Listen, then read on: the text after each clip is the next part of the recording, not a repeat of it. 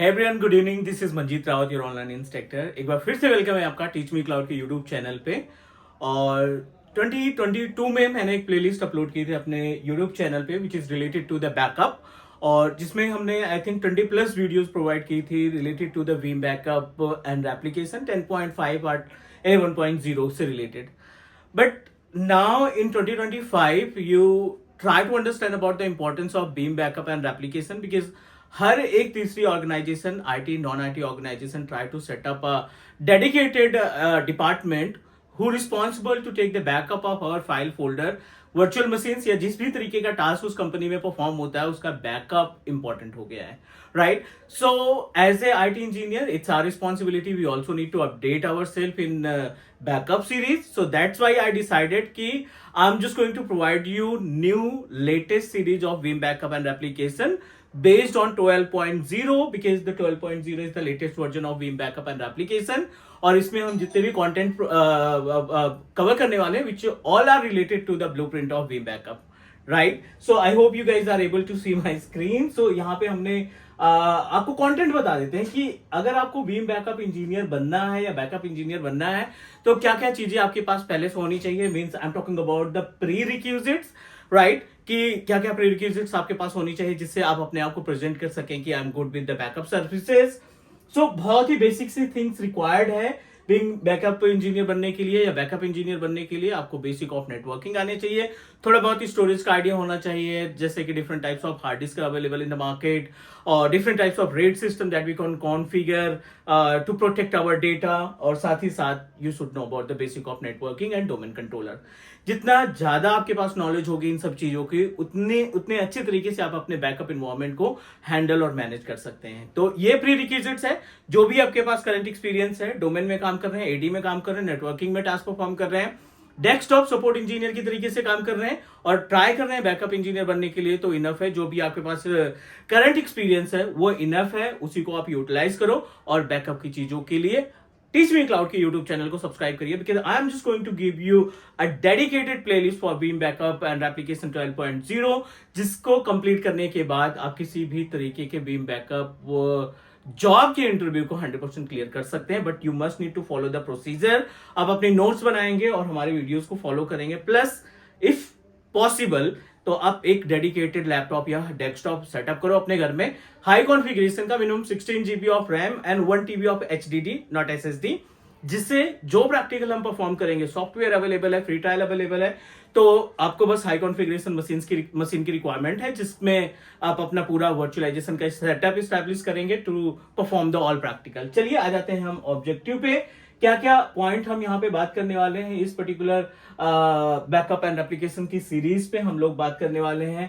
जो कंपोनेंट्स होते हैं बैकअप से रिलेटेड, क्या क्या सर्विसेज हमें Vim बैकअप टूल को अगर हम इंस्टॉल करते हैं किसी भी विंडोज मशीन पे तो इंस्टॉलेशन के बाद क्या क्या ऑप्शंस दिखाई पड़ते हैं उनके बारे में हम लोग बात करेंगे. साथ ही साथ जो RTUs होते हैं, जो रियल टाइम, जो रिकवरी टाइम ऑब्जेक्टिव्स होते हैं, क्या किन किन सर्विसेज का बैकअप लिया जा सकता है, किन डेटा का बैकअप लिया जा सकता है, किन टूल्स की रिक्वायरमेंट होती है to perform the backup of different types of data, उनके बारे में बात करेंगे. प्लस अगर हम बात करें कोर कंटेंट की, राइट, अगर हम बात करें कोर कंटेंट्स की तो कंटेंट्स में बहुत सारी चीजें हैं जो हम यहाँ पे परफॉर्म करने वाले हैं. Let's start from the very basic things, right. यहाँ पे हम सबसे पहले डिस्कस करेंगे एडवांस रेपोजिटरी कैपेबिलिटीज. रेपोजिटरी एक सबसे इंपॉर्टेंट कंपोनेंट कहलाता है किसी भी बैकअप इंजीनियर के लिए, या किसी भी बैकअप टूल का आप इस्तेमाल करना चाहते हैं, किसी भी बैकअप टूल का आप इस्तेमाल कर रहे हैं और उसकी हेल्प से आप अपना बैकअप इन्वायरमेंट इस्टेब्लिश करना चाहते हैं, तो बैकअप जो रेपोजिटरी है विच इज रियली इंपॉर्टेंट. मैं आपको एक छोटा सा एग्जांपल दिखाता हूं यहाँ पे ताकि आपको आसानी से चीजें समझ में आ जाए कि एग्जैक्टली ये जो बैकअप का इंफ्रास्ट्रक्चर होता है किस तरीके से काम करता है, रेपोजिटरी किस तरीके से काम करती है and how we can manage the infrastructure.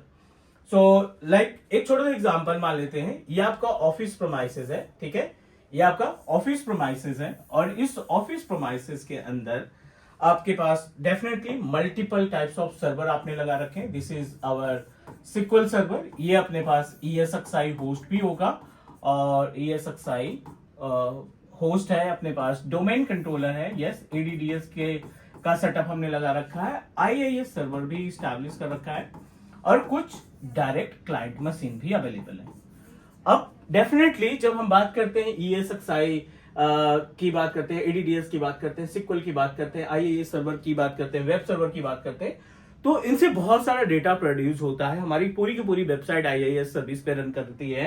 ADDS के अंदर बहुत सारे यूजर्स हैं, हजारों के नंबर्स में यूजर्स अवेलेबल हैं। उन यूजर्स को प्रोटेक्ट करना, उनके अंदर जो GPO लगा रखी है हमने, ग्रुप्स जो बना रखे हैं, जो ऑर्गेनाइजेशनल यूनिट हमने स्टैब्लिश कर रखे हैं, उन सभी का बैकअप कॉन्फ़िगर करने की रिस्पॉन्सिबिलिटी हमारी होती है। ESXi one of important point जिसपे हमें डिस्कस करना चाहिए, क्योंकि ये तो एक बेयर मेटल वर्चुअलाइजेशन है, ठीक है। और इस बेयर मेटल वर्चुअलाइजेशन पे हमने नंबर ऑफ वर्चुअल मशीन्स को स्टैब्लिश कर रखा है।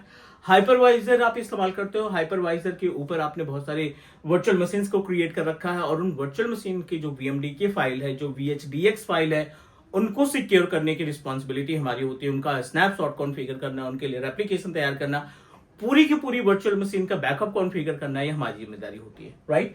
सो हम क्या करने वाले हैं, यहाँ पे हम एक अपना सॉफ्टवेयर इस्तेमाल करेंगे, एक डेडिकेटेड मशीन यूज करेंगे, चाहे वो आपका लैपटॉप हो या फिर आप एक डेडिकेटेड डेस्कटॉप इस्तेमाल करेंगे। इस मशीन के ऊपर हम इस्तेमाल करेंगे Veeam बैकअप, राइट। इसके ऊपर हम Veeam बैकअप एंड एप्लीकेशन का टूल इंस्टॉल करेंगे। टूल इंस्टॉल करने के बाद एक रेपोजिटरी तैयार करेंगे, क्योंकि ये जो स्विच है ना, सभी के साथ कनेक्टेड है। SQL भी कनेक्टेड है, ESXi भी कनेक्टेड है, नंबर ऑफ मशीन्स जो क्लाइंट ऑपरेटिंग सिस्टम है उनको भी हमने कनेक्ट कर रखा है। चलिए, टूल भी इंस्टॉल हो गया। अब बारी आती है यहाँ पे कि रेपोजिटरी कहां पे बनाए। रेपोजिटरी क्या होता है कि जो ये आपका बैकअप का सॉफ्टवेयर है ना, ये कौन से लोकेशन में आपका डेटा रखेगा। आप AWS पोर्टल का इस्तेमाल कर सकते हैं, जहां पे आपको S3 बकेट मिल जाएगा। आप Azure को रेपो बना सकते हैं, जिसमें आपको ब्लॉब मिल जाएगा। आप अपना लोकल स्टोरेज इस्तेमाल कर सकते हैं, जिसमें आप सैन इस्तेमाल कर लोगे। आप यहां पे अपना शेयर स्टोरेज भी इस्तेमाल कर सकते हैं। अब ये जो पॉइंट्स है ना, ये आपके क्या कंसीडर किए जाएंगे, ये एज ए रेपोजिटरी कंसीडर किए जाएंगे। इनको हम एज ए रेपोजिटरी इस्तेमाल करेंगे। मींस ये जो सॉफ्टवेयर है, जब भी कोई बैकअप लेंगे, वो बैकअप का जो आउटपुट है, नॉट आउटपुट आप बोल सकते हो कि जो बैकअप रखेगा, स्टोर करेगा, वो तो या फिर हम एज्योर पे ले जाएंगे, या फिर हम लोकल पे रखेंगे, शेयर पे रखेंगे, या AWS पे रखेंगे। इन सभी का प्रैक्टिकल हम लोग परफॉर्म करने वाले हैं अपने इस पूरी की पूरी ट्रेनिंग में। तो उम्मीद है आपको रेपोजिटरी का आइडिया लग गया होगा। रेपोजिटरी का मतलब ये है कि जो ये डेडिकेटेड प्लेस हम डिसाइड करते हैं ना, जहां पे बैकअप को रखना है, एप्लीकेशन को रखना है, उनको हम बोलते हैं, उनको हम कंसीडर करते हैं एज ए रेपोजिटरी। चलिए बैक आ जाते हैं हम एक बार फिर से अपने लाइक एज कंटेंट पे, और आपको कंटेंट दिखाते हैं कि क्या क्या कंटेंट हम यहाँ पे डिस्कस करने वाले हैं अगले वाले पॉइंट पे। So the another point that we are going to discuss which is related to advance repository capabilities हो गई, protecting data in the cloud. जैसा कि हमने डिस्कस किया कि Veeam बैकअप आपको रेपोजिटरी ऑप्शन देता है कि you can set up your repository over a cloud. Cloud में Azure हो गया, AWS हो गया, गूगल क्लाउड हो गया, इन सभी का इस्तेमाल करके आप अपने डेटा का बैकअप डायरेक्टली क्लाउड पे कनेक्ट कर सकते हैं, शिफ्ट कर सकते हैं। रीस्टोरिंग फ्रॉम बैकअप, डेफिनेटली जब आप बैकअप कॉन्फ़िगर करोगे तो आपकी रिस्पॉन्सिबिलिटी बनती है कि आप कैसे उसको रीस्टोर करेंगे। देखो, ये सारी चीजें ऐसे नॉर्मली समझने में आसान लग रही है कि लाइक बैकअप हो गया, फिर रीस्टोर हो गया, रीस्टोर के बाद हमारा जो डेटा डिलीट हुआ था एक्सीडेंटली, उनको हम रीस्टोर कर सकते हैं, and we are able to utilise our backup tool. लेकिन जब आप प्रैक्टिकल इंप्लीमेंट करोगे, क्योंकि because we have a dedicated server, so अब जब हम प्रैक्टिकल इंप्लीमेंट करेंगे तो बहुत सारे इश्यूज आते हैं। एजेंट का भी दिक्कत हो गई, एजेंट अपडेट करना है, आपका बैकअप रेडी नहीं हो पा रहा है, एरर आ रहा है, SQL सर्वर में प्रॉब्लम आ रही है, रिस्टोर करते टाइम पे कुछ फाइलें मिस हो रही हैं। इन सभी की रिस्पॉन्सिबिलिटी हमारी होती है और हमें इन सब चीजों पे काम करना होगा। चलिए, रिकवरी फ्रॉम द एप्लीकेशन, दो चीजें होती हैं, एक होता है बैकअप होता है, दूसरा होता है रेप्लिकेशन। बैकअप में आप शेड्यूल कर सकते हैं कि हमें हर सैटरडे को इवनिंग के टाइम पे हमें बैकअप चाहिए, और हमने उसको शेड्यूल कर दिया। शेड्यूल करने का मतलब है हर हफ्ते में 5 दिन बाद, 6 दिन बाद आपका बैकअप ऑटोमेटिकली तैयार हो जाएगा, और उसको आपको मैनुअली एक्टिविटी परफॉर्म करनी पड़ेगी। लेकिन जो रेप्लिकेशन होता है ना, which is totally different. Replication की जो मीनिंग होती है विच इज अ लाइट। अगर आप कोई चेंजेस करते हैं अपने बेस इन्वायरमेंट में तो वो इमीडिएटली उसका बैकअप कॉन्फ़िगर हो जाएगा। Huge gap between backup and replication. So ये दोनों पार्ट हम लोग डिस्कस करने वाले हैं। Enterprise management of Veeam backup 1, configuration backup. So बहुत सारी चीजें इसमें आएंगे। ये पूरा का पूरा कंटेंट हम कवर करने वाले हैं अपने इस वीम बैकअप और रेप्लिकेशन के केस में। मल्टीपल वीडियोस मिलेंगे according to the blueprint, right. According to the blueprint इन्होंने जो मेंशन किया है, like as you have to give up to 40 to 60 days, right. 40 to 60 days आपके पास, 60 डेज थ्योरेटिकल पार्ट और 40 डेज आपका प्रैक्टिकल का पार्ट रहेगा अगर आप इनके कंटेंट को फॉलो करते हैं। बट हम कोशिश करेंगे कि इनके कंटेंट को फॉलो करें।